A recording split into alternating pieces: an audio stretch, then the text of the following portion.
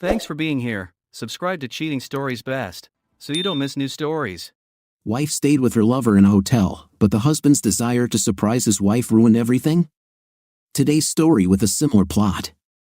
Enjoy watching it. Cindy met and fell in love with Rick Thomas during her freshman year of college. He was funny, energetic, and made her laugh like no other. He came up with funny ways to surprise her and always seemed to know the best way to show that he cared about her. Sometimes they would simply take long walks on Sunday afternoons or sneak into one of the empty campus buildings where they would sit and talk for hours. He was handsome and kind, which was a rare combination in college. Her parents loved him, and at first sight, his whole family was in love with her too. Rick's sister Katie once said half-jokingly, "If he ever breaks up with you, we will definitely miss him." By the middle of his senior semester, Rick had landed an entry-level job at a large investment firm on the West Coast. Cindy received her degree in education and began looking for teaching jobs in the Orange District near where Rick worked in Anaheim. The local school district hired her to teach 7th grade math. To celebrate their new jobs, Rick took her to a celebratory dinner in San Clemente, overlooking the Pacific Ocean. Right before dessert, he got down on one knee and asked for her hand in marriage. The ring was magnificent, just under 2 carats, and set into a gold band that belonged to his paternal grandmother. Cindy burst into tears of joy, hugged Rick with all her might, and whispered in his ear, "Yes, yes, forever yes." The audience around them burst into applause. 9 years later, Cindy was 32 years old and the mother of twins, Michael and Sarah. They were 6 years old.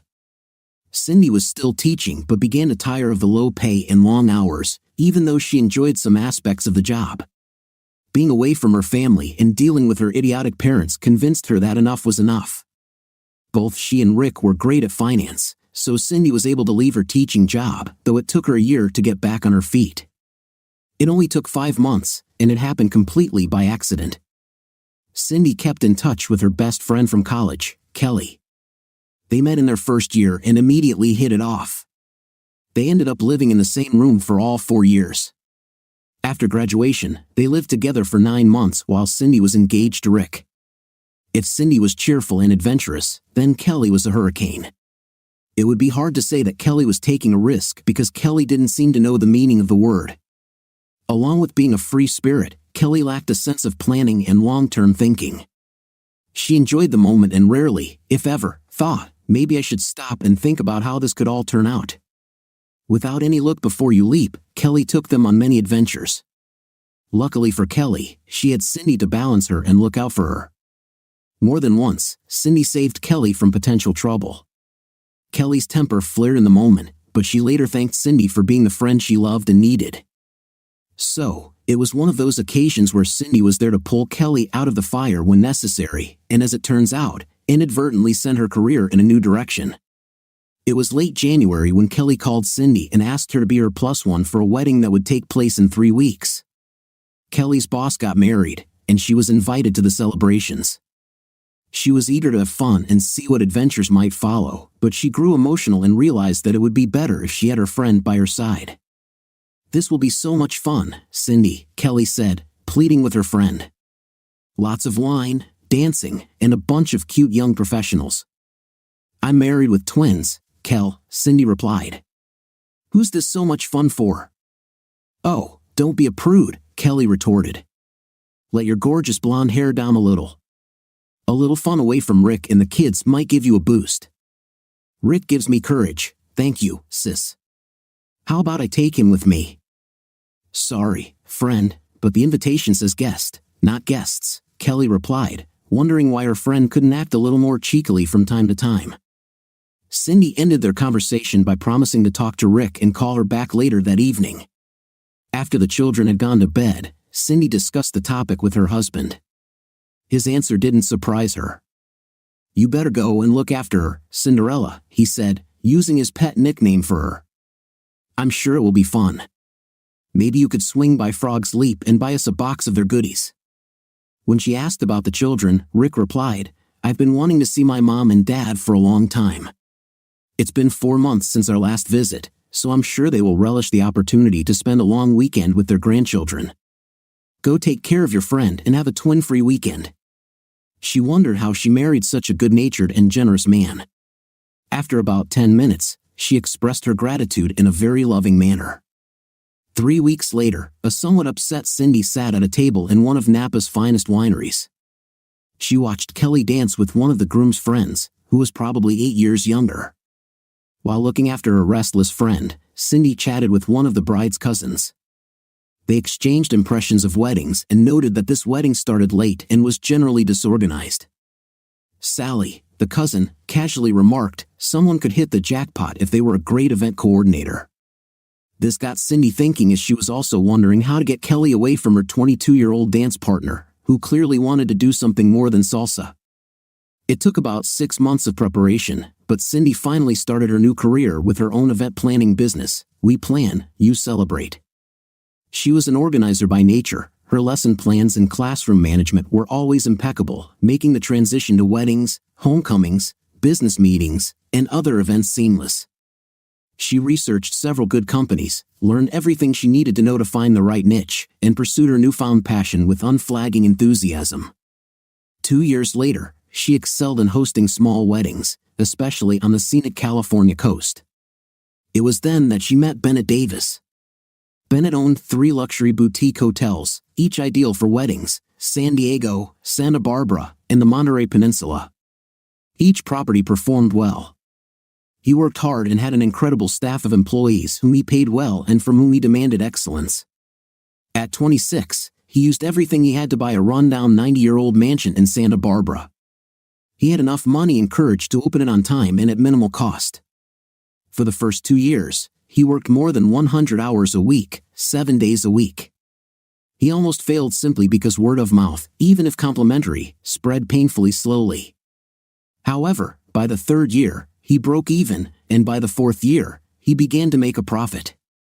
3 years later, he opened a property in San Diego, and 2 years after that, the Monterey Gem became a reality. After 14 years, he was still serious about his business. He worked long and hard but was also known to enjoy a good time, especially if it included fine wines, dancing, and socializing with the opposite intim. Davis was, according to women who knew him well, a confirmed bachelor. He treated people fairly, even when he made it clear to potential partners that he was not looking for a long-term relationship. At 40, he was comfortable in his own skin and very happy with the life he had built for himself. So about 16 months before Cindy's meltdown, Bennett Davis and his human resources director, Lori Templeton, were strolling through the Los Angeles Convention Center on South Figueroa, attending a meeting of hospitality industry service providers. At the end of the third aisle, having not yet found anything truly interesting, they came across Cindy Thomas and her exhibition, We Plan, You Pay. Bennett later confided in Cindy that he was impressed by her performance, but what caught his attention were her bright blue eyes, which hinted at a deeply mischievous nature. She later confided only to him that when she noticed him, she very, very subtly sensed that he was gorgeous but not a jerk. They started a conversation that lasted 45 minutes. It was professional, but the connection was instantaneous. He asked tough questions. What was her record? Who were the key people on her staff? How did she interact with the property management team?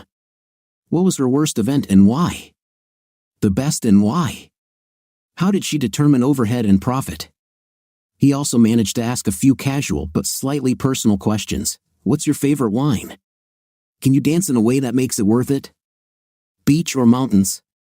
He noticed her engagement ring but simply enjoyed the friendly banter while he decided if she was the kind of person he wanted to do business with. For her part, she answered his questions with enthusiasm. She could tell he knew his stuff but didn't seem to take himself too seriously.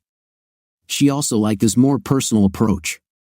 Pinot Noir, only from the Willamette Valley, and preferably 2014, in particular evening land law source from the hills of Yosemite.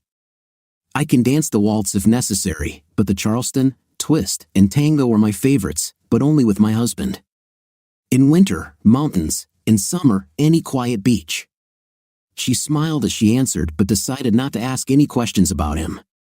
Lori Templeton took it all with a wry smile. She knew when her boss was genuinely interested in someone. He was very polite and friendly to everyone he met, but he had a habit of leaning in a little when he really wanted to interest the other person. When they finished the conversation and exchanged all the necessary information, Bennett said, "Mrs. Templeton and I are going to have dinner at Fogo de Chao in a couple of hours. Would you like to join us?" Lori noticed that he called her by her last name, which he rarely did, and assumed that he wanted to make sure that Cindy realized his intentions were not inappropriate. Cindy made an excuse, saying that after she took down her sign, she was going home to watch Rick and the twins before bed. However, she also expressed interest in visiting the site and wondered if this would be possible in the next couple of weeks. By the time they finished, it was decided that she would visit his original location in Santa Barbara, his favorite of the three, a week later, starting Wednesday for lunch and a tour. Lori and Cindy exchanged phone numbers.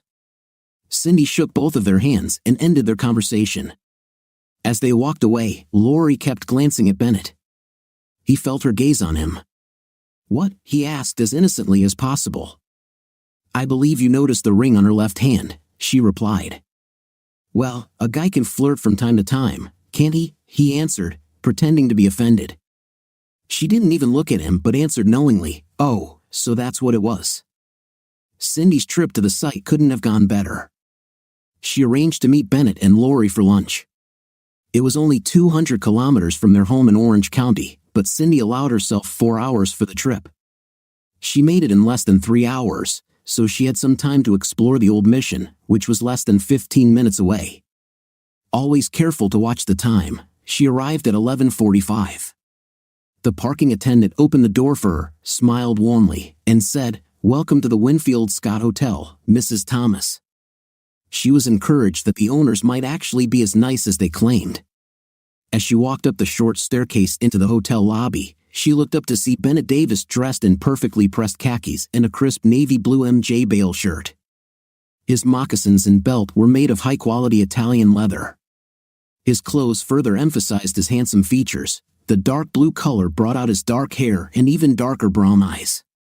Cindy rarely paid attention to men with the exception of Rick. She wasn't a prude or naive, she just had a man who she thought was great, so most others didn't compare to him.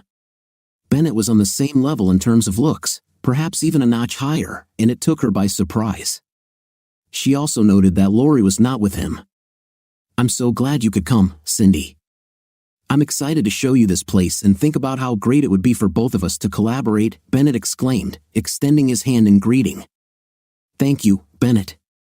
At first glance, this place seems wonderful," Cindy replied, shaking his hand with a warm smile. Neither of them may have realized it yet, but the connection they felt when they met in Los Angeles was genuine. They both respected hard work and success.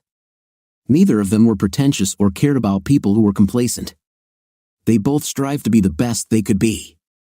Cindy opted for a lightweight but relatively demure black sleeveless sundress from Tory Burch and a pastel linen scarf that added sparkle to her bright blue eyes. Her dress was just short of the knee, which showed off her long legs.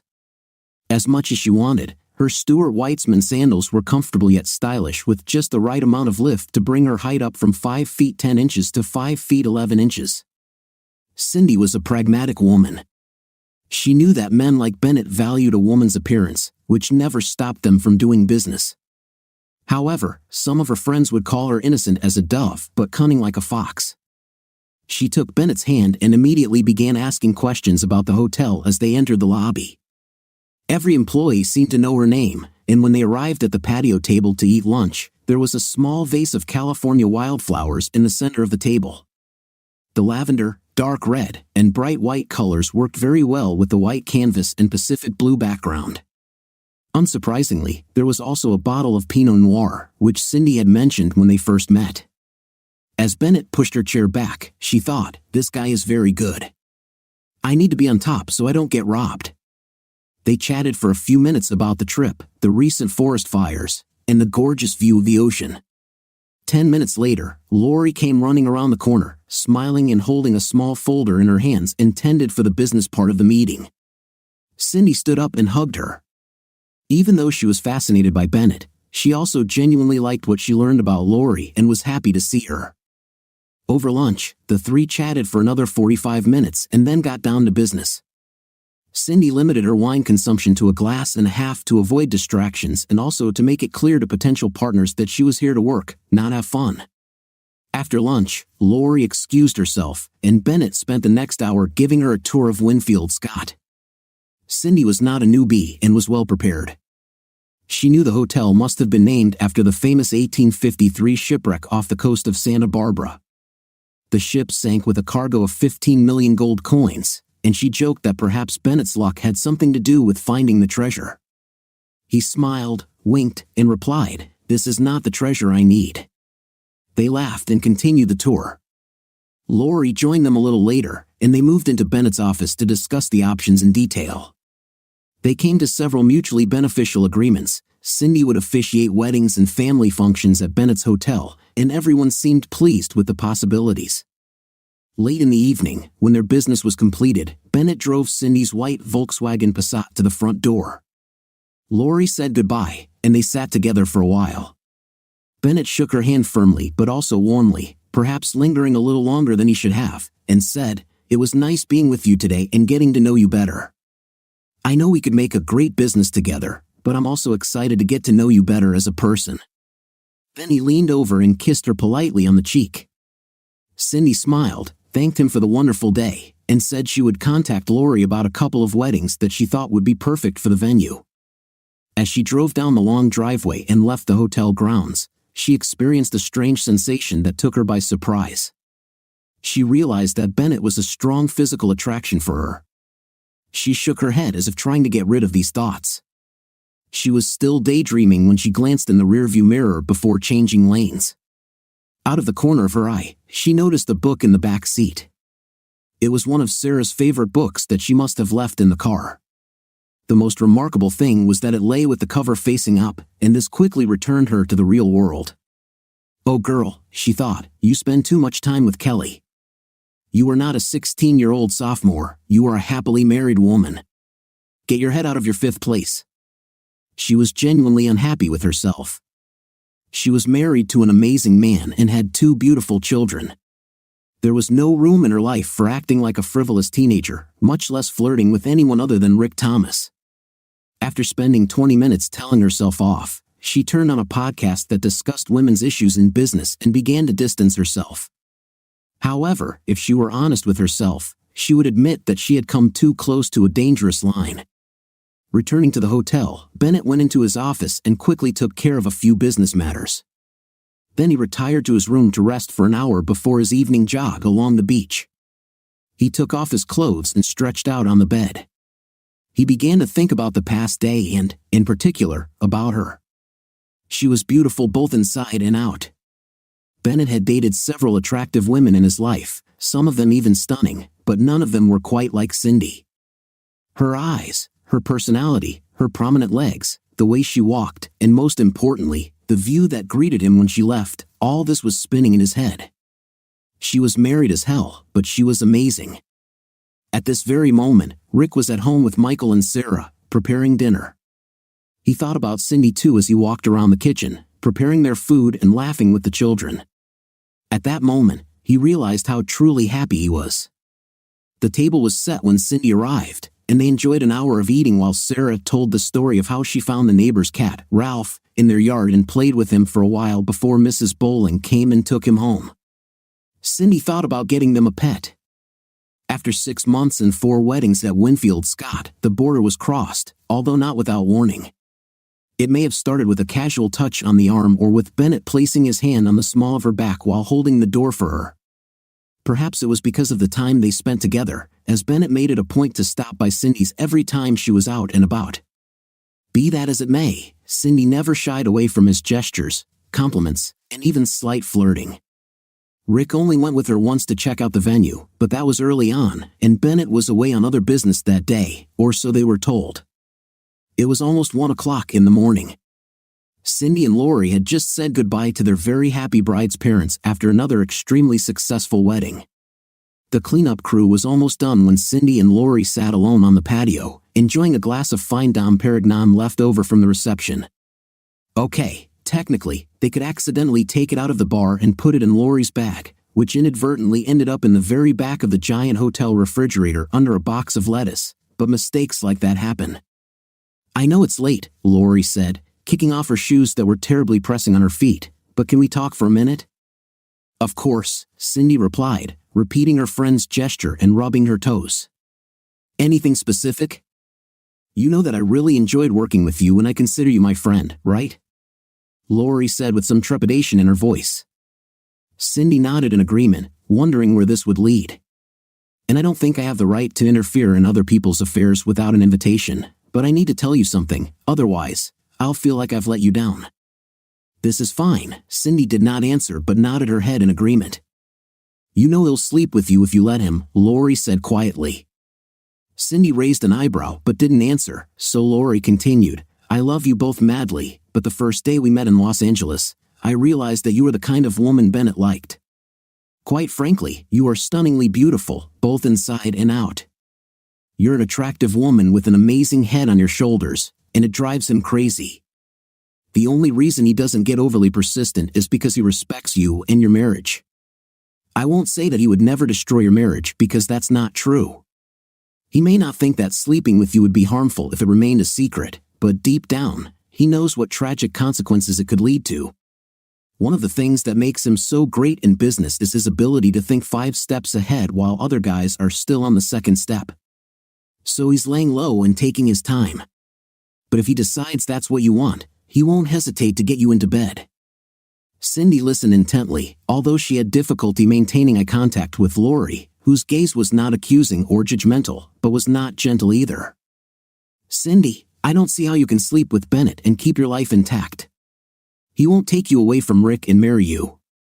You won't get divorced from your husband. You won't leave the twins and sail off into the sunset.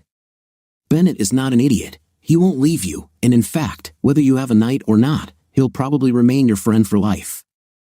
He's head over heels in love with you and incredibly devoted to you. It's not just business, although he's very impressed by your traits, he loves you for who you are as a person, but not enough to settle down with you. You have to ask yourself if you want your family to be what it is today or have a buddy for the rest of your life. And there is about a 95% chance that it will ruin your marriage. Cindy had tears in her eyes as she answered, Oh Lori, I'm so confused. I do not know what to do. Rick is an amazing man. Even 10 years into our marriage, we laugh easily, have long serious conversations, and have fun in bed. He supports me and challenges me in all the right ways. I can't imagine my life without him, and the thought of hurting him makes me sick. But Bennett. Her voice broke for a moment as she tried to find the words. He's intoxicating in a way that Rick is not. I feel like he's dangerous, but in a good way, in a way that I want him in every sense. She paused for a moment and took a couple sips of champagne. Lori gave herself time to catch her breath without interfering. She wanted her new friend to struggle with reality without saving her. Whatever decision Cindy makes must be her own. Lori worked up the courage to tell her the truth, but now it was time to shut up and listen. I have never felt oppressed by anyone in my life. I fell desperately in love with Rick pretty quickly, but I wouldn't say I was so overwhelmed that I lost control of myself. The way I feel about Bennett is out of control. When he looks at me a certain way, touches my hand, or even leans towards me, I just melt inside. I don't know why, but I know that if the right moment came and he took me to his bed, I would willingly give myself to him. She continued, 6 months ago, I would have been offended if anyone had suggested that someone might be more desirable than my husband or that I might be having an affair. I'm not progressive. I think all this nonsense about women being free to act outside of marriage and expecting their husbands to be faithful is completely pointless. Marriage is a commitment in both respects. I tried to imagine Rick coming home and telling me he was with another woman, and it kills me to even think about it. So why am I such a hypocrite and playing with fire? What are you going to do? Lori asked tenderly, saddened by her friend's pain. Well, I'm 80% sure that I will remain faithful to my husband and children, Cindy began. I'm not going to quit working with you guys because it's too good of a deal to pass up. That 80% says I can do this and not give in to the urge. But the remaining 20% say him. This suggests that I can hide it and keep a low profile. This suggests that I can let it run its course, put it out of my mind, and then get back to what I think it should be. Honestly, I'm not sure. Most of the time, I dream of winning 80%, but there are moments. At that moment, she clasped her head in her hands and began to sob. Lori stood up and walked over to Cindy's side of the table, taking her friend into her arms. She held her for several moments without saying a word. Finally, she said, "Well, you know the truth, you know the risks, and I really hope you make good decisions in the future." The next day, Lori walked into Bennett's office uninvited and with a grim expression on her face. She met her boss's gaze and held it for a moment before speaking. "If you sleep with her, I will quit and never work for you again. And don't think you can hide this from me, boss. I've worked next to you almost every day for the past 7 years.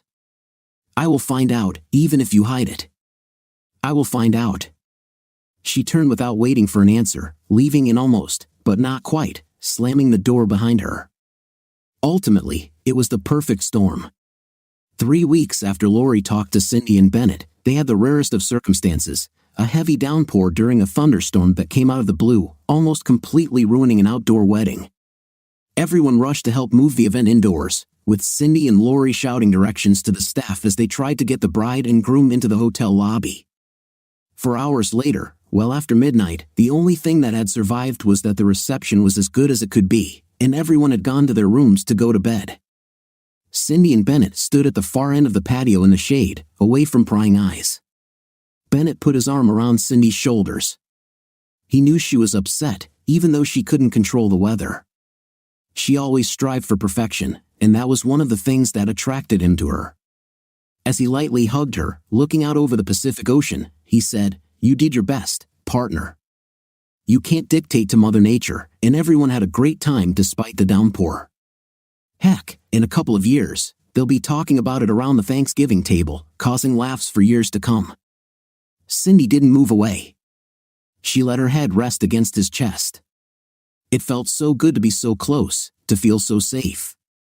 But 80% of Cindy began to lose the battle. She took a deep breath, as if giving up, said nothing, turned to hug Bennett, and looked into his eyes before he leaned down and kissed her. "Think about it carefully. I'm not going to pressure you. You must want this as much as I do. If not, let's remain friends and business partners.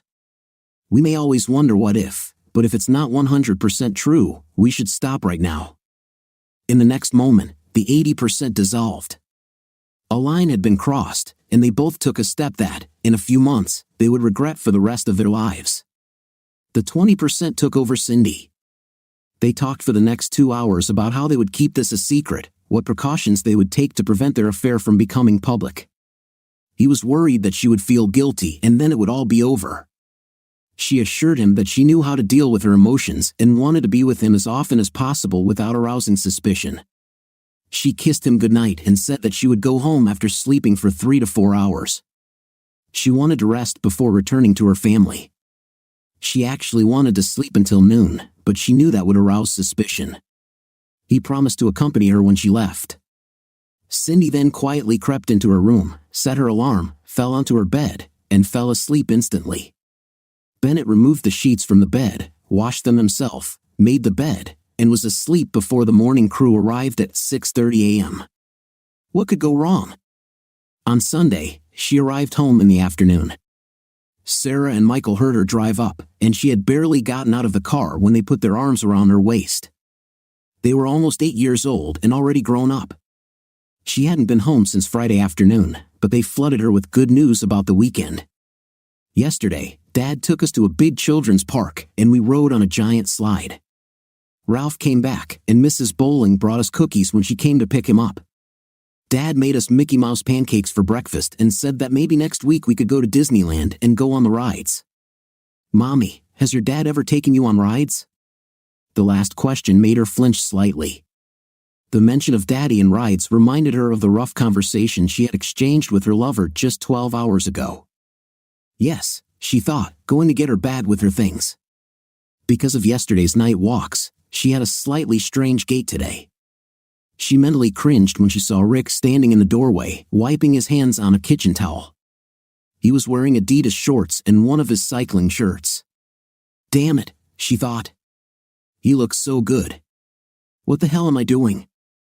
As she set the bag down and they hugged, she said, "Hey, baby.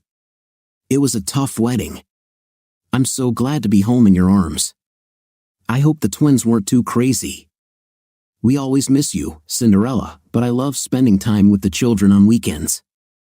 I'm so glad your business is thriving. I looked at the barometer when the storm was on the news, and I knew you had your hands full. Let me pour you a glass of wine and rub your feet.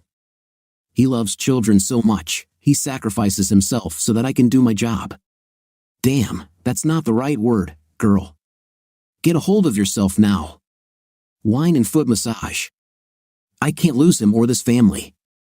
Later, after the kids had gone to bed, they decided to drink wine and chat in the hot tub. Luckily for Cindy, Rick admitted that he was very tired. She felt slight disappointment but quickly admitted that she too had been beaten. She didn't explain the real reason, and he didn't ask because he didn't expect anything but fidelity from his wife. On Monday, Rick asked her if she was going out on Tuesday night. She quickly replied in the affirmative. Early Tuesday morning, while Cindy was still asleep, he got up and secretly packed some things for both of them before leaving for work. He left her a note, dress for the date in a cute, casual Cinderella style, a bright blue sundress that shows off your legs if you don't mind, and be ready by 4 p.m. Don't worry about the kids, everything is ready. At 4 o'clock sharp, they hugged the children and thanked Kelly, who had come into town and agreed to look after the children. Then they got into the car and drove away. Rick took her to the Ritz-Carlton Hotel overlooking Dana Point. Cindy was stunned when they pulled into the parking lot. Is Kelly staying with us for the night? Yes. I didn't take a change of clothes with me. Well, I hope you don't need too many clothes, but you do have a bag in the trunk. While you were bathing the children early in the morning, Kelly double-checked everything. She may have changed what you'll wear to bed tonight. You let her get into my underwear drawer? Yes. She mentioned it was evening wear for a boring housewife, but she found something hot pink that she thought would suit you. She also told me not to worry, she'll take you lingerie shopping this week. They walked along the beach for a long time and had a delicious dinner. Around midnight, they sat on the balcony of their 6th floor room, looking out over the unusually calm Pacific Ocean and talking about their lives, dreams, and future. Rick shared the big news that he had become a partner, which meant more money and less travel. He even talked about the possibility of sometimes accompanying her on weekends to weddings. It was dark, and they were both looking at the ocean, which meant he couldn't see her face. If he could, it might have been his first sign that something was wrong. Cindy quickly came to her senses, stood up, walked over, and sat on his lap. I'm so proud of you, Richard Michael Thomas. While having a leisurely breakfast in bed, they picked up where they left off a few hours earlier. Baby, I'm so proud of your upcoming promotion and would love it if you traveled with me from time to time, but I hope you don't think I should quit my business because we can afford it. Never, Rick answered. I know how much you enjoy it, and your career is just as important to me as my own. You're great at what you do, and I want you to take it as far as you want. How the hell did I find such an amazing guy, she thought to herself. I can't ruin everything. Bennett and I need to review our plans to make sure they are correct. The complete lack of logic and love never occurred to her. There was not a drop of guilt, only the desire to make this dream come true. In the years to come, she would wonder how she could be such a selfish idiot. Men are often guilty of thinking outside their own heads, but in truth, that's exactly what Cindy did. When she turned 30, she somehow convinced herself that she could have it all and no one would get hurt. She was sure that at some point in a few years, she and Bennett would break up. She knew there was a deep emotional connection between them, but Bennett would never truly fall in love, and she would never leave her family. He would find another woman to steer his ship, and she would enjoy a long life with her loving husband. The twins' high school years, college, weddings, and grandchildren all seemed to be part of the plan she thought was at stake. Never, even in her wildest thoughts, could she imagine the impending tragedy. The next month, Rick was promoted to partner, and she had another wedding, this time at a San Diego hotel. She had a long conversation with her lover about how to secure what they were doing. Cindy took the pills for 2 years. Once she opened her business, she and Rick decided that having 2 wonderful children was enough for both of them. At the end of June, the situation began to clear up. Bennett and Cindy were in his office discussing some new terms of their agreement. Bennett initially offered some bonus incentives if Cindy brought in more clients than expected.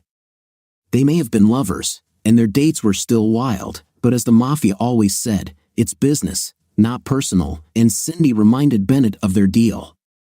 He lamented that he had underestimated her business savvy but accepted what was due to her. At that moment, Lori appeared at the door. "I'm glad I found you two together." "I need to talk to both of you," Lori said. Without waiting for an invitation to join the conversation, she plopped down into one of the leather chairs and continued, "Bennett, do you remember our conversation about 4 months ago? I told you that if you two slept together, I would leave." Cindy's face showed shock and then confusion. Bennett, a top poker player, remained resilient. "The fact that you ignored this warning or simply chose intim over me was unexpected, but I think it was inevitable. On the night of the storm, I was on the second floor on the patio, and I saw you violate my warning. It was one of the saddest moments of my adult life, not just because of me but because of what I firmly believe it could do to both of you," she continued. "I'm not judging, but I can't be part of this." Cindy began to object, but Lori raised her hand, indicating that she was not finished yet. "Actually, I think I'm being judgmental. I think what you are doing is short-sighted and childishly selfish. You are behaving like teenagers who only think about their own pleasure and not about more serious consequences. The following Monday, I started looking for a new job. The only reason it took me so long is because I had to look at several good deals. I'm moving to Austin, Texas, in early August and will be working for an event planning company there." Then she turned her gaze to Cindy. "Please remember that I warned you, Cindy. This may not be over yet, but don't think that whoever hears it won't come and get what they deserve. I'm disappointed in you, even though I've known you for less than a year. You seem to lack common sense, let alone loyalty to the vows you made to God, your family, and friends when you married Rick. He doesn't deserve what you do to him. I won't drag your kids into this because honestly, when I think about the damage this will end up doing to them, it makes me want to cry." Lori concluded by addressing them both. "I'll be a professional. I will not let this affect the good years we have had, and I intend to fulfill my obligations." Bennett visibly flinched when he heard this. "But please, only talk to me about work, not about what you two are doing. Don't make any excuses or make a scene. The staff here are amazing, and I know they don't deserve to be dragged into this. I will tell them that I simply could not refuse the offer, and I am sure that you will find a worthy replacement. If you ask me, Sharon, your head bartender, would be a good choice, but it's up to you. Thank you for 7 wonderful years, and I wish you both success." With these words, she stood up and left the room. Tears streamed down Cindy's face, and Bennett lowered his head. They sat for a few minutes in complete silence, feeling the gentle breeze blow through the open French doors. They had planned to spend the evening together and everything that went with it, but that obviously wasn't meant to be. Neither of them knew what to say. Cindy finally wiped away her tears. "Bennett, I'm going home. Now is not the time to try to figure things out. I know we are both to blame, but for my part, I deeply regret my role in what happened. I'll call you in a few days." She then stood up and walked out of his office and out of the hotel. She asked the valet to bring her car because she unexpectedly had to return home. She drove back to Orange County, crying the whole way, and checked into the Courtyard Marriott using her signature American Express because Rick wouldn't even look at it. On the way, she stopped to buy a bottle of Maker's Mark. She went up to her room and drank until she fell asleep. The first shoe dropped. Lori kept her promise and moved to Austin about 10 days later after working her final 2 weeks for Bennett. He never tried to talk her out of it or offer her more money. He knew it would only offend her. He tried to broach the subject once or twice, but Lori refused. "You have nothing to say, Bennett," was her answer. Cindy wanted to call but couldn't find the words. Finally, she wrote to Lori, "I'm sorry my actions hurt you. You warned me, but I can't let this go." In early September, things were a little tense between Bennett and Cindy. Perhaps they were both struggling with guilt, or perhaps they were just annoyed that Lori had forced them to talk. However, their passion for each other never waned, and by early October, they were back to their previous form. One Saturday evening, after the morning wedding, they had an unusually long evening. They left Washington and drove Bennett's BMW M8 Series convertible along the coast to a secluded chalet overlooking the Pacific Ocean. "Oh God, this is great," Cindy meowed. Before leaving, Cindy told Rick that she was going on a reconnaissance mission in the area and would not return home until late Sunday evening. It was absolutely true, she just didn't tell him that she was going to travel with her lover. Bennett checked out of the hotel late at 2 p.m., so on Sunday morning, they walked along the beach, ate brunch, and just spent time together before it was time to head back. Along the way, they stopped in Big Sur for a glass of wine. They drove south for the rest of the 5-hour drive, and Cindy felt so content and full of life that she marveled at her luck. Her business was thriving, her children were doing well, she had 2 wonderful men in her life, and she was sure that Lori's fears were unfounded. It had been 15 months since she had met Bennett, and 8 months since they began their illicit affair, although Cindy would have called it something else, and everything seemed to be just fine. Her absolute selfishness in betraying Rick and regularly lying to him did not give her peace for a second. In fact, she was so out of touch with reality that she believed her once-a-month whirlwind fling with Bennett was good for her as a wife. She was close to realizing how wrong she had been. The first weekend in December, Cindy hosted a wedding at Bennett's Hotel, located east of Barrack Park. Spanish Moss was a little smaller than Bennett's other establishments but was ideal for wedding parties of 50 or fewer people. There were 38 people at the wedding in Carlisle, which meant 2 things. Cindy made this event very easy to organize, and not all of the hotel rooms were booked. If Bennett had looked at the reservation list, he would have noticed that a Mr. Thomas had booked a belladonna room with an ocean view, a large hot tub, and a king-size 4-poster bed.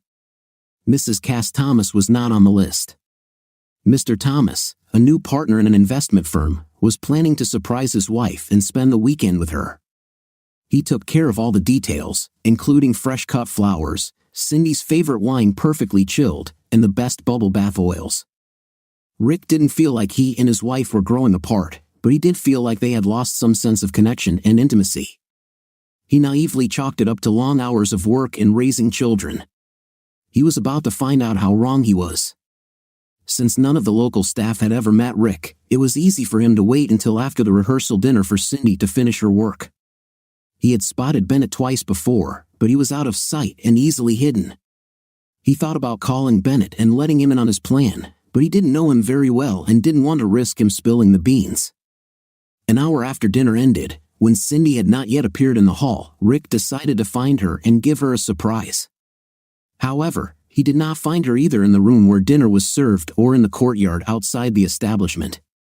He did hear voices around the corner, and one of the voices undoubtedly belonged to his wife. Perhaps she was discussing some details of tomorrow's wedding with one of the staff. A moment before he turned the corner, he heard his wife say in a passionate voice, "Not here, baby. Please wait until we get back to your room." A second later, Rick turned the corner, not believing his ears, but was immediately confronted with the most terrible sight of his life. His loving wife stood in an embrace with another man. Cindy opened her eyes for a split second and screamed, "Rick, what?" Bennett turned his head and immediately released Cindy from his embrace. He stepped back as if he saw the ghost of Christmas yet to come in his own tombstone, his gloomy face turning pale. Rick, for his part, realized all this and instantly knew his life was over. He leaned against the wall, and tears instantly appeared in his eyes. He felt himself continue to fall to his knees as he began to realize what was happening. Cindy walked up to him as he stood bent over on all fours, shaking violently. "Rick, baby, please." "Oh, Rick, oh no, what have I done?" Too stunned to react quickly, Rick allowed Cindy to hug him for a moment, and they both began to sob. Bennett, for his part, took a few steps back, putting his hands behind his head as if he had just run a long sprint and was trying to catch his breath. There was horror in his eyes. After a moment, Rick looked up at Cindy, who was holding his face in her hands. He said the only word that came to his mind, "Why?" Cindy began to answer, but as Rick gradually came to his senses, anger began to rise in him.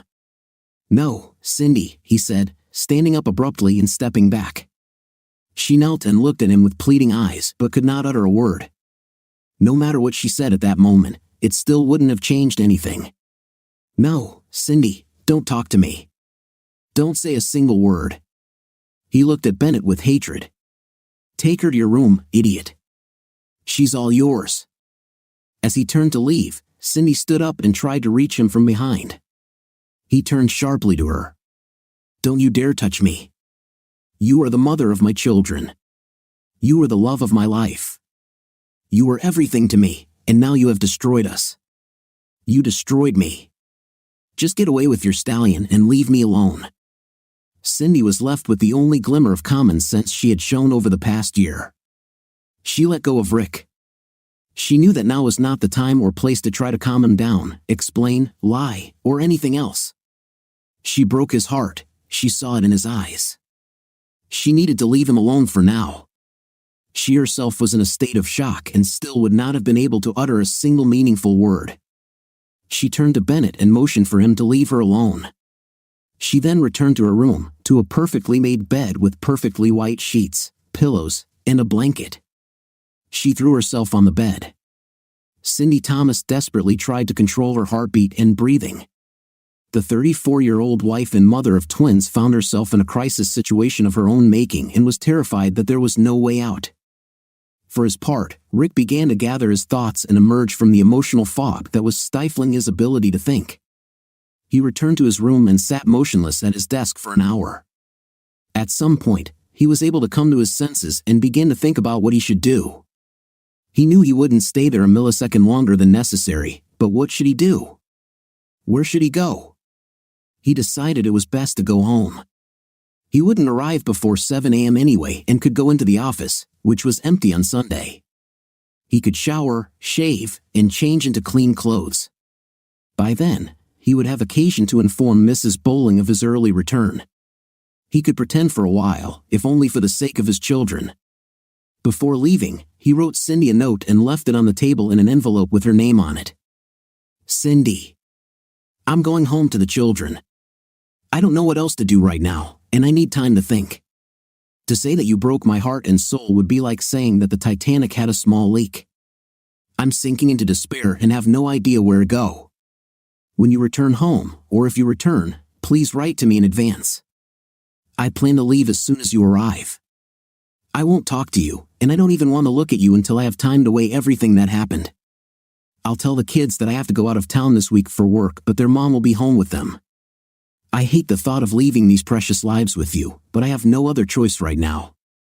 Don't try to call, text, or contact me in any way after you let me know you'll be a few minutes away.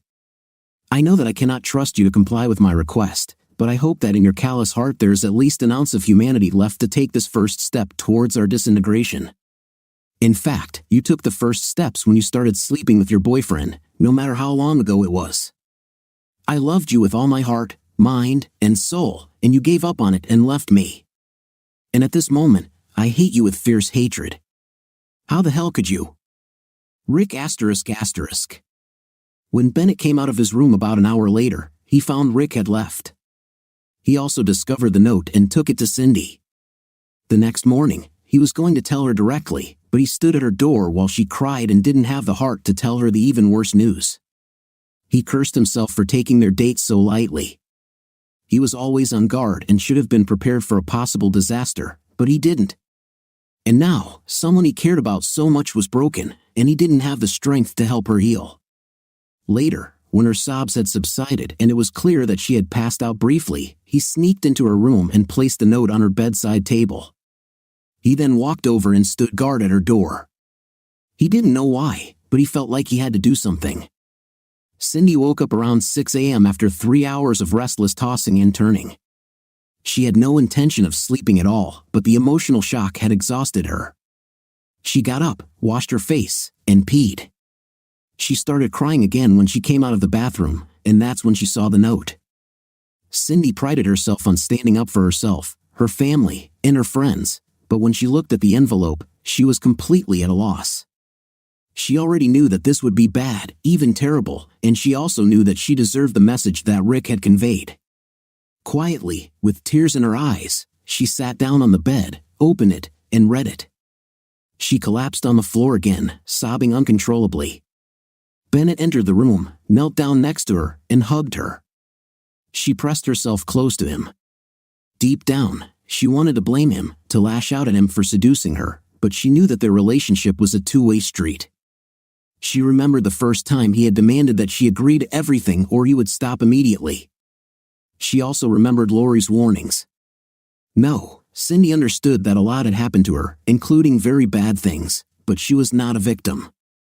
She made her choice, and now she had to live with it. I'll go home as soon as I can pull myself together, Bennett. I don't know what will happen, but I have to accept the challenge. I know, Cindy. I wish things were different, but I know you well enough now to know that you won't run, hide, or blame your decisions on others. You are an amazing woman and friend. If I could accept it from you, I would, but I know I can't. Just know I'm always here. Thank you, Bennett. I sincerely hope this doesn't hurt you, but who knows? I'll probably call you with an update when I know how things are, but I think we should both be prepared for the possibility that we may never speak to each other again. He hugged her tightly like a friend, not like a lover, and simply said, I know. Then he stood up and left the room, quietly closing the door behind him. He told the staff to move her car but to leave her alone. She had a difficult family situation and was a little upset this morning. The new employees shook their heads affirmatively and went about their business. Veterans were not fools. They knew who Mr. Prime Thomas was and what had happened. For the rest of the day, the entire hotel was in turmoil. When Cindy was 15 minutes from her house, she texted Rick, 5 minutes left. Could you leave when the kids are asleep and we can talk? It's my fault, but I hope everything gets better, Cinderella Rick replied. I'm ready to go, the kids have had dinner. This is our last contact until I reach out again. Cindy, please comply with my request. She began to cry again when she realized that the name Cinderella would most likely never pass his lips again. She was no longer his loving wife and best friend. She was his unfaithful wife who had shown him the worst possible disrespect in the arms of another man. What would happen to all of them at the end of what had become the longest week of her life? Rick called. She answered after the first ring.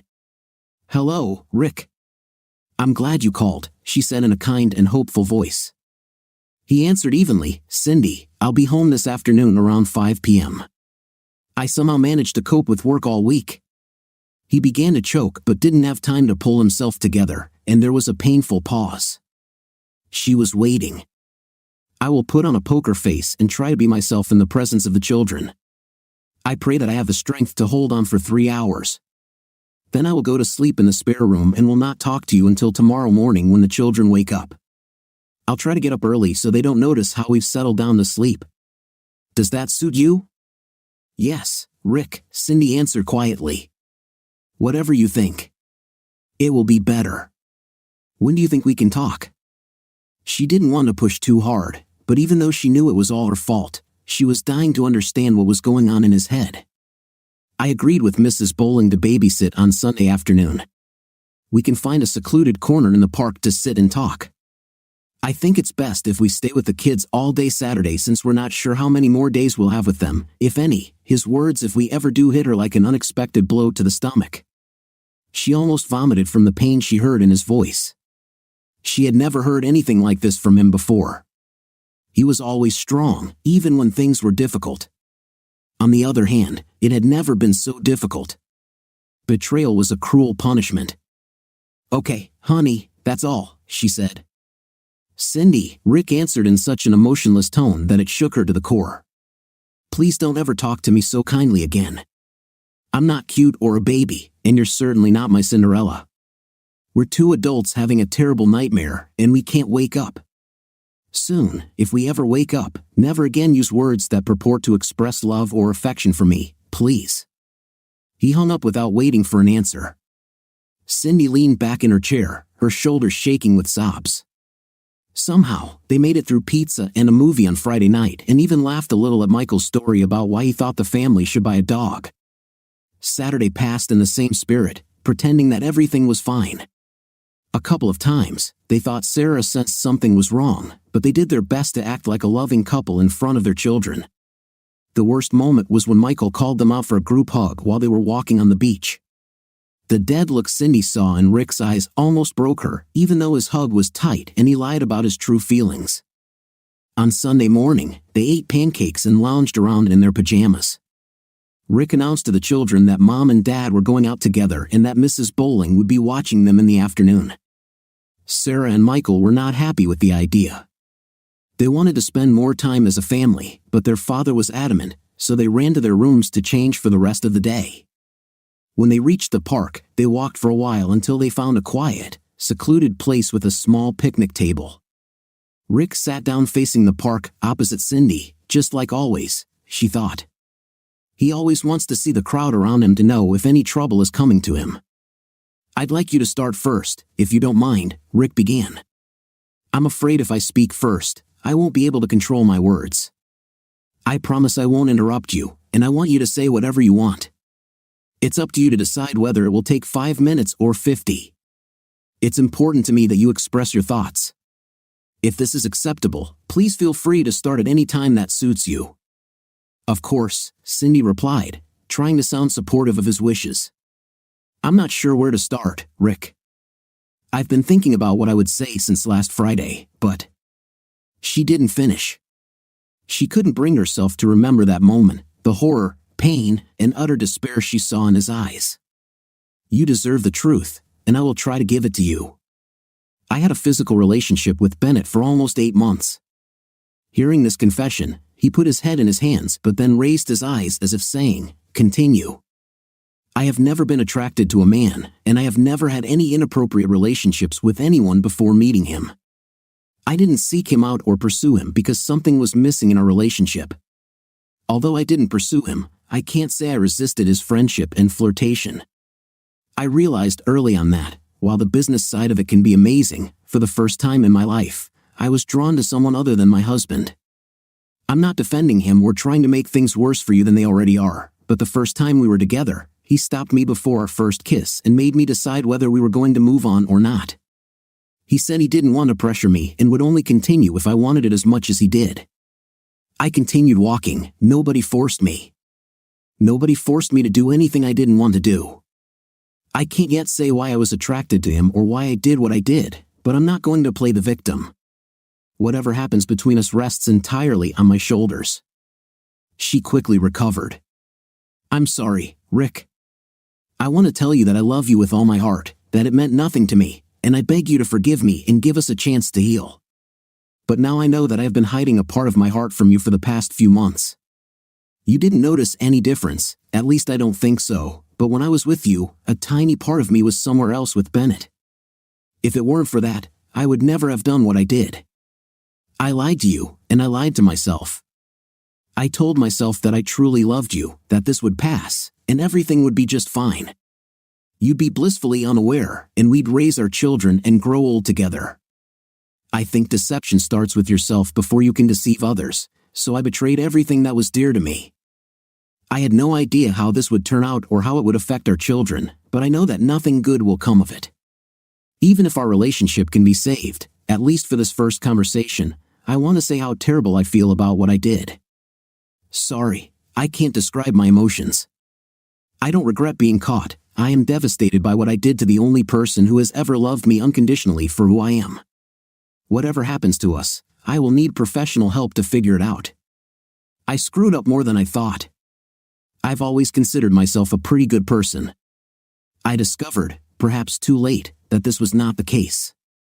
I have deep flaws that are ugly. They are mine and no one else's.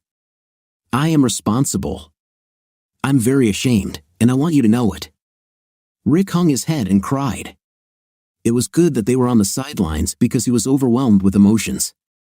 Joy, contentment, friendship, love, and mutual respect had all disappeared, giving way to despair, grief, loss, humiliation, and emptiness.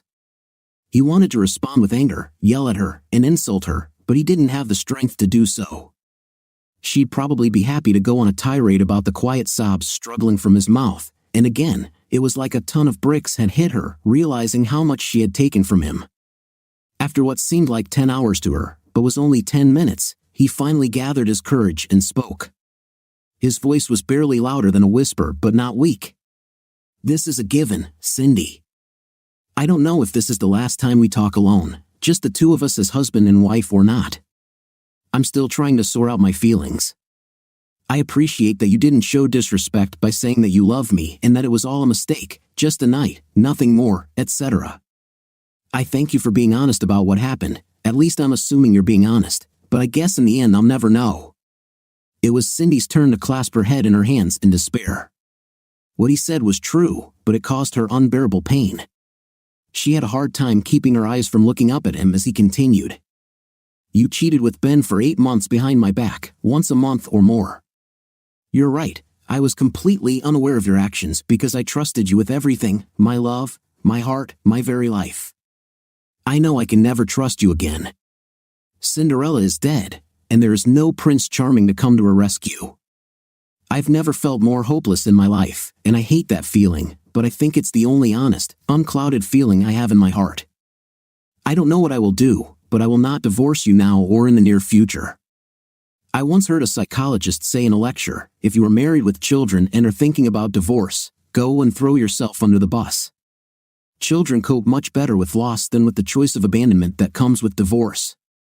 This has always been true for me, but I never thought I would be in a situation where this applied to me. However, the alternative of playing house for the next 11 years until the twins graduate from high school and go off to college is unacceptable to me. I can't bear the thought of it. I can hardly bring myself to look at you, let alone pretend that we are who we were." So, about 48 hours into this terrible disaster, I was stuck, hopeless and desperate. I don't see a way forward. I'm going to talk to a psychologist this week and see what she has to offer. Cindy looked hopefully at him, as if reading her thoughts. Rick quickly added, "I'm not doing this for you or our marriage. I'm doing this for my sanity and in the hope that I can find a path forward that allows me to retain at least a little bit of my dignity and love my children well." Rick stopped her, and Cindy started to protest. Rick held up his hand, signaling her to stop. "Cindy, you act like you're talking to someone who cares about what you do. The only way I'm still breathing right now is by taking care of myself the same way you've been taking care of yourself for the last 8 months. You didn't care about me in my life. Now, I'll make the same choices as you. Maybe a counselor can help me figure out a better way to protect myself, but until then, you're on your own." They both sat and cried for the next half hour, saying almost nothing. Neither extended their hands across the table or said the reassuring words, "We'll find a way to get through this." They crossed their arms over their chests, lowered their heads, and cried. Laurie's prophetic warning had come true. The baggage was more than Cindy could bear at that moment. She had no way of knowing that the worst was yet to come. Over the next month, they lived an unreal life in front of the children. They pretended that everything was normal and good. They went to Sarah's soccer matches and Michael's karate lessons. At the parent-teacher meetings in the middle of the month, they were convincing. Snyder never noticed that anything was wrong. After the kids went to bed, things were different behind closed doors. Cindy looked pleadingly at Rick, expecting that he would want to talk. Rick did everything possible not to completely fall apart. Cindy took responsibility, perhaps unlike some wives, but this did not relieve Rick of his feelings of betrayal and humiliation. Every week, Rick told the kids he was going away on a business trip for the night. He left late in the evening and returned only for dinner the next day. He used this time to walk, think, and plan his future path. He knew that if he wanted to continue in the same spirit, he would have to meet with his psychologist for a long time. Rick became a partner in his firm because he was great at analytics. He could evaluate the advantages and disadvantages of investments better than anyone else. He was attentive to detail, and even the slightest opportunity or risk did not escape his attention.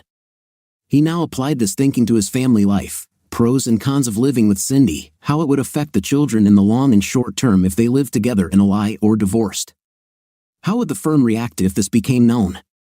They like me partly because of my loyalty to Cindy and the family. What would happen with finances during a divorce or marriage?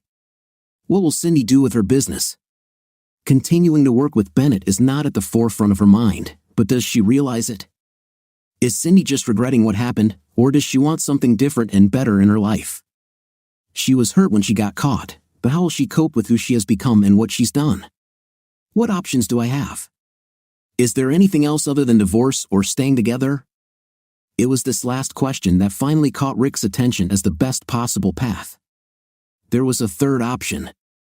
It was radical and would have been incredibly difficult to implement, but it might have been the best solution for all concerned, even him. So, on the third night of his business trip away from home, Rick sat on the hotel patio at Marriott Courtyard where he was staying. He began to look at his decision from all sides and angles. Its planning must be precise, and its execution even better. But it is possible, just possible. 2 weeks passed, and the plan was still in its infancy, but Rick thought it was going well enough that he decided to have a serious conversation with Cindy.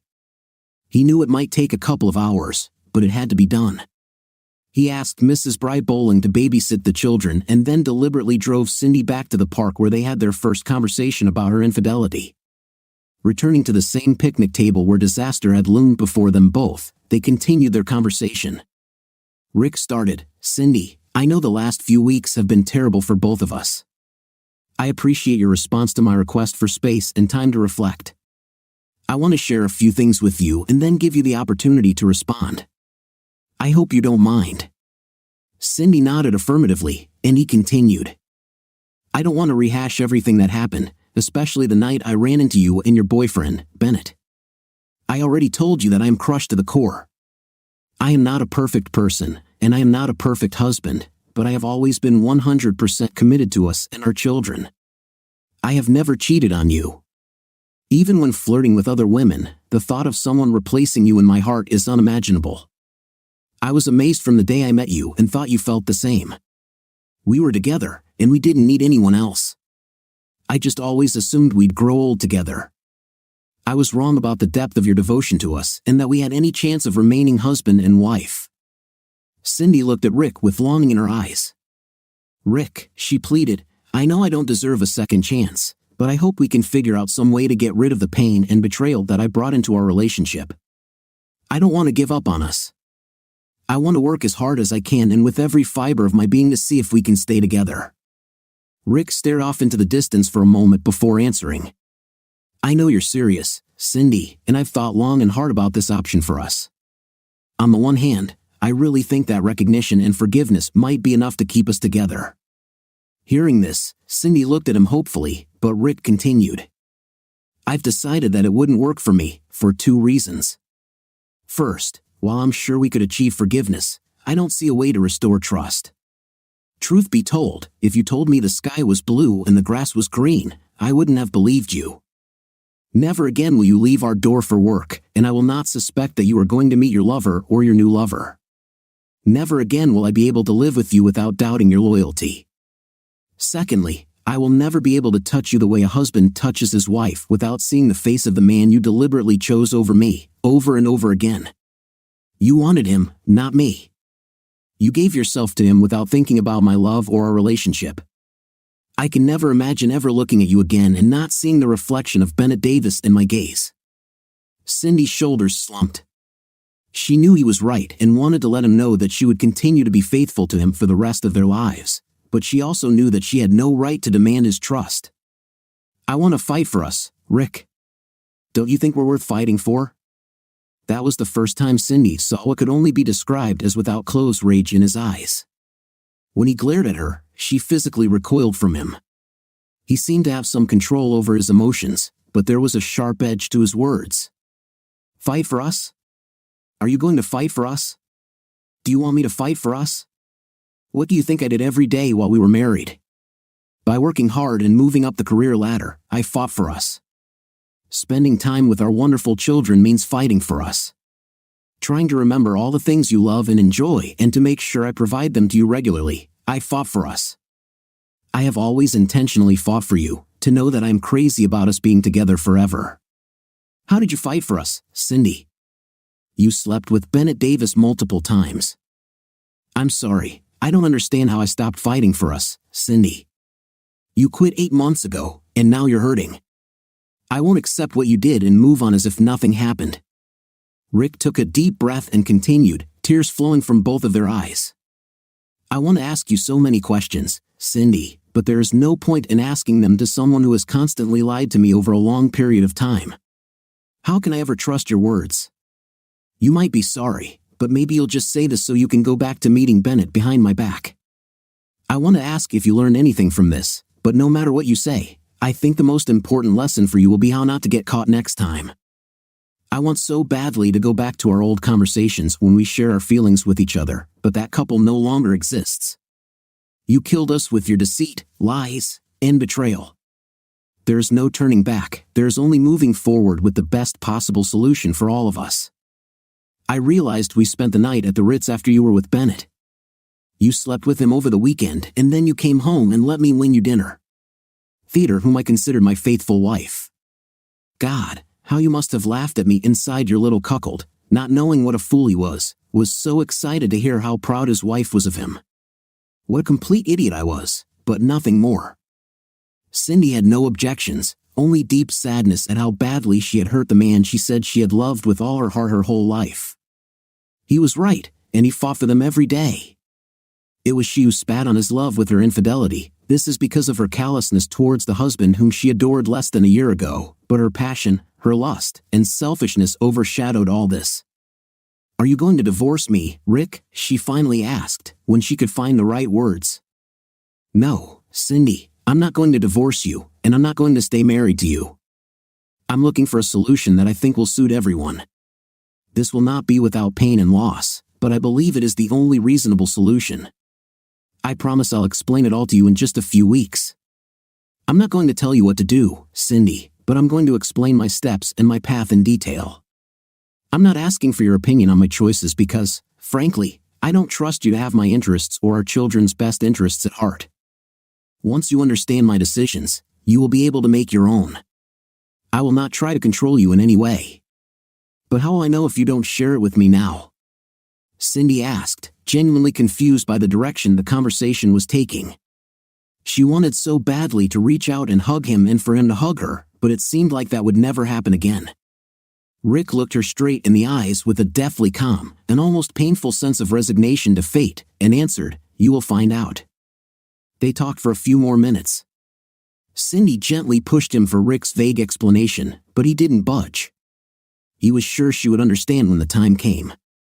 A few months ago, my friend and colleague Lori warned me that if we danced to his bagpipes, sooner or later a piper would appear and demand payment.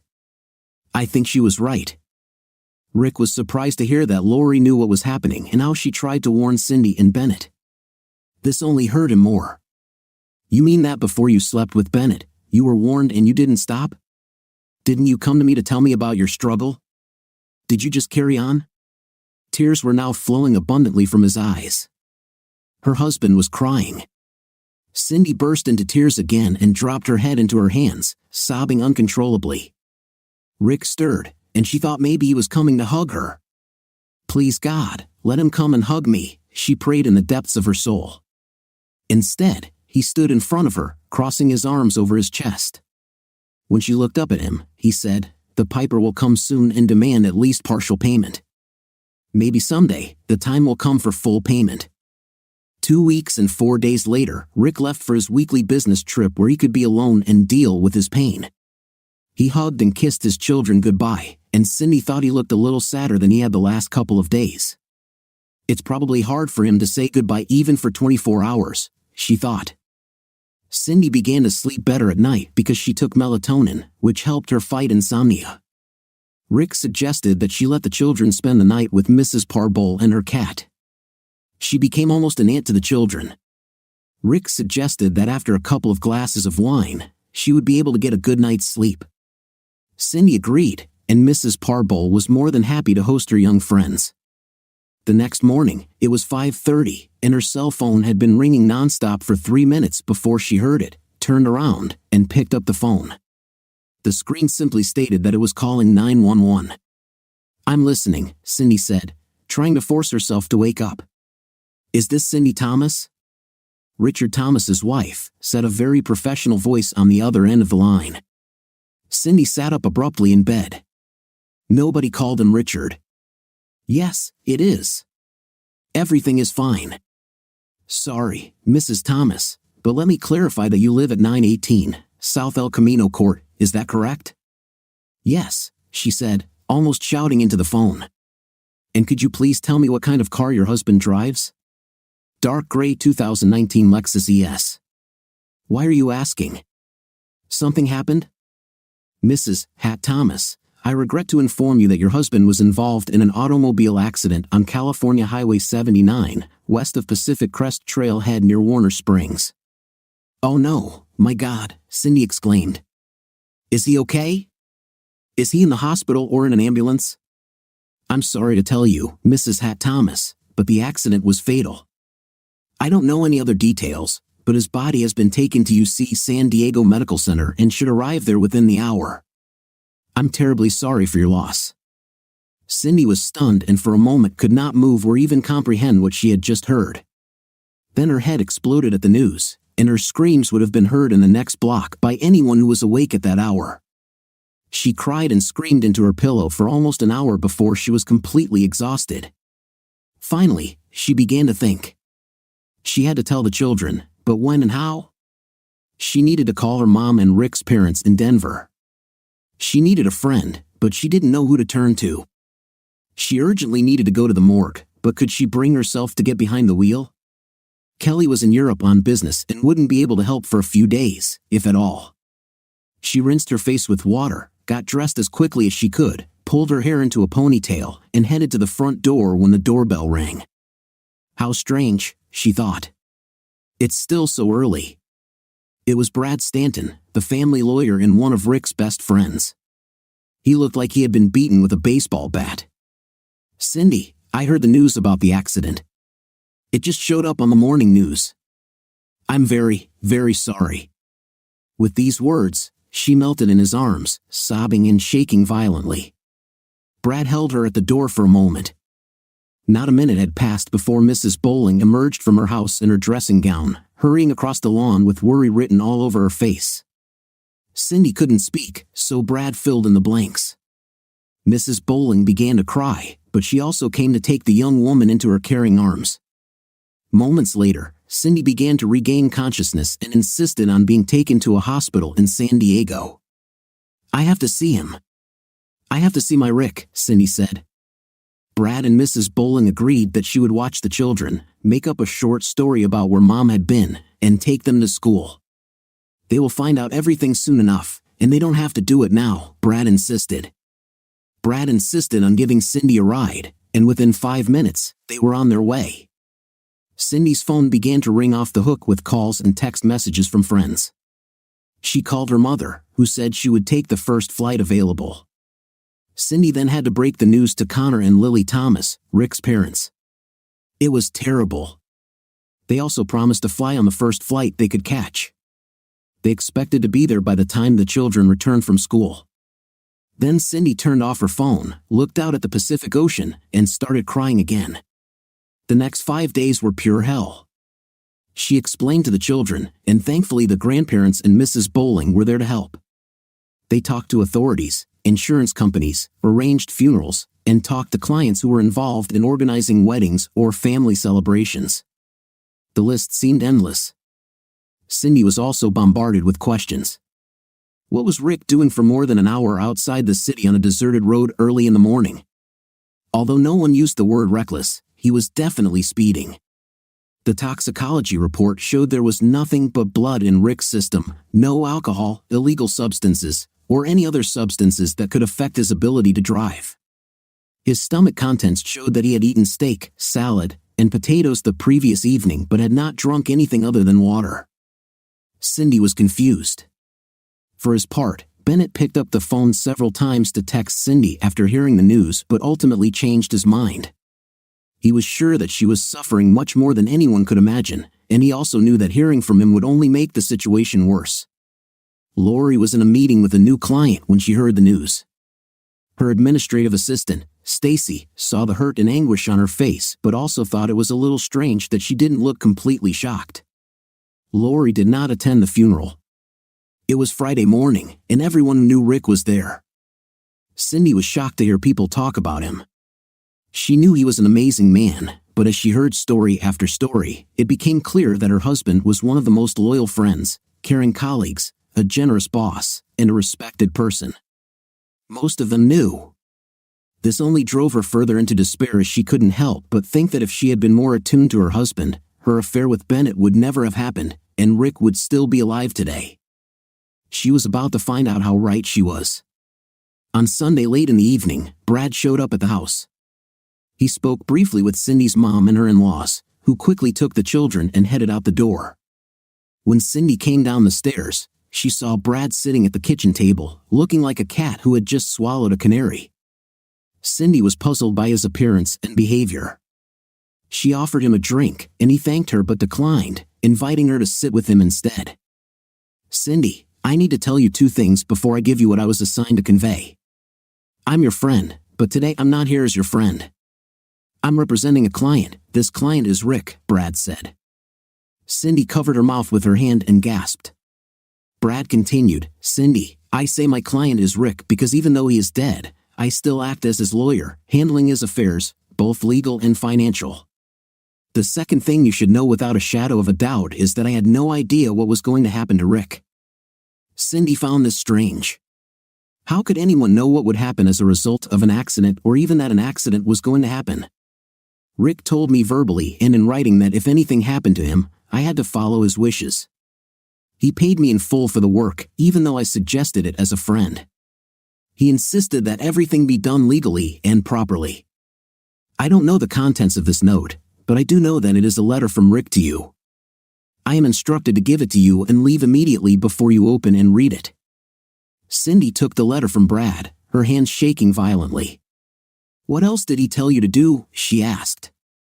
Brad looked a little embarrassed but said, "I'm sorry, Cindy, but this is confidential information between me and my client. Rick strictly forbade me to divulge to you any information about our conversations, my responsibilities, and his wishes. Once again, I apologize." With these words, Brad stood up and left without waiting for Cindy's answer. Cindy opened the letter, and inside, she found the words, "Piper reappeared to collect the amount due to him." "Cindy, by now you already know that I'm dead and the funeral is over. Brad gave you this note and left the children with my parents or with your mother. They know that you shouldn't go home for a few hours because it will be hard for you to digest. This is the third option, Cindy. This is the best way I could find. I loved you with all my heart, and now that's gone. You took it. I think this is the best I can do. 1. You will find out that 2 weeks ago, I purchased a plot of 2 hectares on the shore of Lake Nest. It was for this reason that I was driving on Highway 79 where the accident occurred. The thing is, I bought this property after I was promoted and we were both making good money. This was supposed to be a surprise for you and the children, a place where we could build and develop during the summer and long weekends. 2. This is, of course, a hoax. Buying real estate is a cover, but whatever you do, you have to stick to it. Insurance companies will not pay death benefits if they find anything suspicious about my death. I arrived at the new cottage to do some work and decided to get up early and return home. I was in a hurry because I had an appointment with a client at 9:30. That's why I was driving fast and lost control. Insurance companies may do a little digging, but they won't find anything. Brad will take care of that if you stick to the story. 3. Regarding insurance, I have changed my will in the last few weeks. 90% of my money, approximately $1,300,000, will go to a trust fund for the children. They will be able to get everything they need to pay for college as well as graduate school if they want. They will receive the rest on their 30th birthday, split 50-50. Again, Brad will take care of these details when the time comes. I'm leaving you 10%, or about $130,000, to tide you over until you start working again in about a month. I wouldn't leave you anything if my conscience allowed me, but I understand that you have to take care of the children while pretending to grieve for me, so that will be enough. 4. Regarding our beautiful children, some time ago I told you about the advice of a psychologist that it is easier for children to die than to get divorced. I did some thorough research and found several studies that support this. That's why I couldn't divorce you, Cindy. I couldn't do this to my children. I think someday they will find out the truth about everything, and then maybe they will hate me. I hope they don't, but if they do, I hope there is someone who will explain to them how unfair life can be sometimes. I am grateful that now and for the foreseeable future they can grieve their loss and not carry the burden of rejection that comes with divorce. 5. I can't advise you what else to do with your life. I'm guessing you can go back to Bennett, but perhaps there is someone else who has piqued your interest. Whatever you do, please, this time, think about the children first and do what is best for them. They'll be leaving home in 9 to 10 years, so maybe you could keep your lovers away until then. 6. Finally, I want to ask you for one small favor. When you are finished with this note, burn it until there are no ashes left. If insurance companies discover this, it will ruin our children's financial future. Read this a couple more times, but please, if I ever meant anything to you, burn this note. But don't worry, maybe you'll hear from me again someday. Cindy cried like she had never cried before. She fell to the floor, sobbing and wailing, screaming Rick's name. She was crushed by the consequences of her affair and feared it was more than she could bear. After about an hour, she finally found the strength to sit down and reread the note 2 more times. Then she went to the fireplace and burned it until all that was left was a handful of ashes. The bagpiper really came to the call, or so it seemed to her. 12 years have passed since that fateful day when Rick Thomas died on California Highway 79. In truth, he died the moment he saw his wife in the arms of another man, betraying him, betraying them, their children, and their future. Everything else was just details of how and when. Cindy never remarried and always kept Rick's secret about his death. She did as he wanted and spent $130,000 caring for their family during her mourning period. More than a year passed before she returned to work. She tried to keep it up and be successful, but her business was mostly weddings and family functions, and it was more than she could handle. She went to work for a business event planning company and became very successful in her career.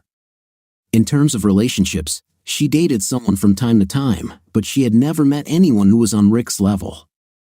She also considered herself damaged goods, although counselors had helped her with this. So, she wondered if she met someone and got married, would she do it again? Michael and Sarah begged her to go on dates and try to meet someone. Daddy would want you to be happy, they insisted. Yes, she thought, he always wanted me to be happy, and I used this as an excuse to destroy him. The pain came with renewed vigor. As for Bennett, about 4 months after Rick's death, he felt enough time had passed to send Cindy a note. According to Lori, they were no longer lovers, but Bennett was faithful and always tried to support his friend. One morning, he decided to send her a message. It said, "I'm so sorry." A moment later, he received her answer, "Me too. Goodbye." They never spoke again. Michael and Sarah had graduated from high school and were now 20 years old, attending college. Michael, like his mother, loved people and the energy that groups of people enjoying each other could create, so he attended the University of Southern California, studying hospitality and marketing. Sarah was more like her father, loving analytics and the ability to work to find a solution that motivated her every morning. She ended up going to Stanford to study economics. Even though they were only 8 years old when their father died, the loss deeply hurt both of them. The thought that Daddy wouldn't come home weighed heavily on them for a long time. But their mother and grandparents worked very hard to help them overcome the pain and begin to enjoy life. Each of them, in their own way, decided that part of their motivation in life would be to honor their father's memory. On a warm spring morning, Cindy sat at her desk in her apartment, drinking hot black coffee while reviewing a new contract for an executive planning retreat. When her doorbell rang, she opened the door to Brad Stanton. "Brad, it's been a few months," Cindy said with a smile, reaching out to hug him. "I am so glad to see you." Brad hugged her back in a friendly but somewhat stiff manner. "Thank you, Cindy. Can I come in and talk to you for a minute?" Cindy noted there was something formal in his voice. It didn't feel like a friendly conversation. "Of course, Brad. Can I offer you coffee?" "No thanks, I can only stay a couple of minutes." They sat down at the kitchen table, and Brad began, "Cindy, as you know, today would have been Rick's 45th birthday." Cindy cringed. She had completely forgotten that today was April 7th, Rick's birthday. She made a mental note to call the kids as soon as Brad left. As you know, before Rick died, he changed his will and left instructions about what he wanted to happen in the event of his death. "Cindy, I'll be honest with you and say that I knew something was wrong. He felt bad, but he didn't tell me what was wrong. As his friend, I pressed him. As his lawyer, I was obliged to follow his instructions. He never let me understand what was going on until today. Cindy's eyes widened in surprise and confusion. What do you mean, Brad? Cindy, before he died, Rick wrote me a long note that he never gave. This morning at exactly 6 a.m., there was a loud knock on my door. When I opened it, it was a courier with an envelope addressed to me. I didn't recognize the return address. It was some post office box in Austin, Texas. I was a little annoyed at being disturbed so early, but my curiosity was piqued. I returned to my office and opened the envelope. Inside was a letter from Rick. It was typed and ran 12 single-spaced pages. Attached to the letter was a short note handwritten by someone named Lori. Cindy began to tremble as the pain and memories began to flood back. Brad continued. The note simply said, "Please read carefully and follow the instructions." Then I started reading Rick's note. The first line was so typical of Rick. "Hey buddy, get your fifth place out of bed. I need you to help me finish some unfinished business." Yes, I know it's 6 a.m. I told them at 6 sharp and paid a little extra to ensure reliability. I won't go into detail about the rest of the note, Cindy, except to say that Rick shared everything with me. The whole 9 yards. It's all in the details. He fell silent for a moment, letting her absorb this.